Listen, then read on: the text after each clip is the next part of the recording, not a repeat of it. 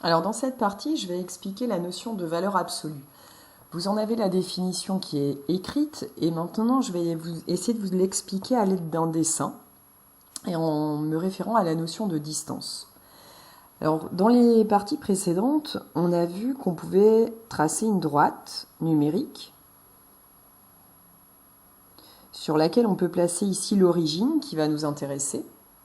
Et puis on sait aussi qu'on peut placer des nombres 1, 2, 3, moins 1, moins 2, etc. Alors je m'intéresse ici à des nombres entiers qui vont être plus faciles à manipuler sur le dessin.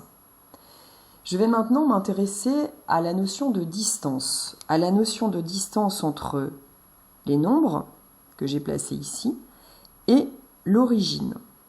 Par exemple, la distance entre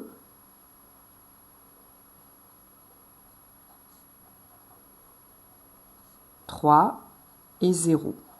Cette distance entre 3 et 0, je pense que vous êtes d'accord, ça vaut 3. Et bien ça va se noter grâce au symbole valeur absolue qui est défini précédemment. Cela va se noter ainsi.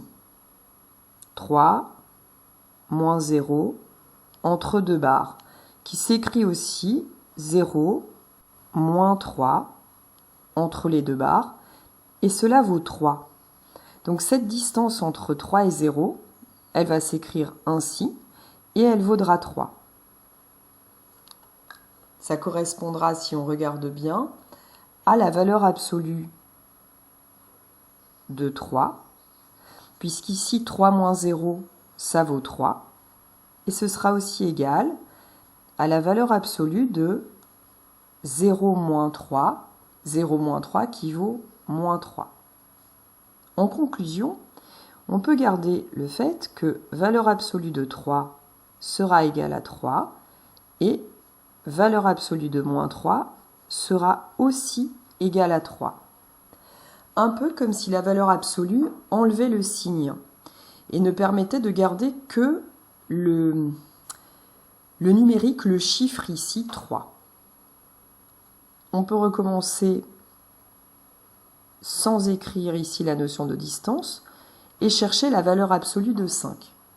Eh bien la valeur absolue de 5, on peut garder en tête que ce sera la distance entre 0 et 5, ça vaut 5. Et ce sera également égal à la valeur absolue de moins 5, comme si on avait enlevé le signe ici qui était le signe moins.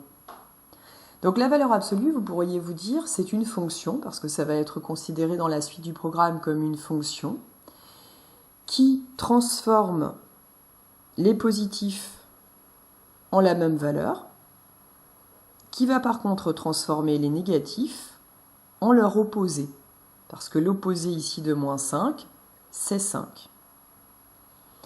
C'est pourquoi on en arrive à la définition suivante. La valeur absolue d'un nombre x, eh bien ce sera égal à x lui-même si x est positif. Et cette valeur absolue de x sera égale à l'opposé de x, et l'opposé ça s'écrit moins x, si votre x est négatif. C'est-à-dire qu'il va falloir trouver un moyen d'enlever le signe moins de notre nombre x, et pour cela, on prendra l'opposé. Cette définition-là, elle est vraie pour n'importe quel x appartenant à l'ensemble des réels. Donc ici, pour tout x appartenant à R, voilà comment nous définissions la notion de valeur absolue.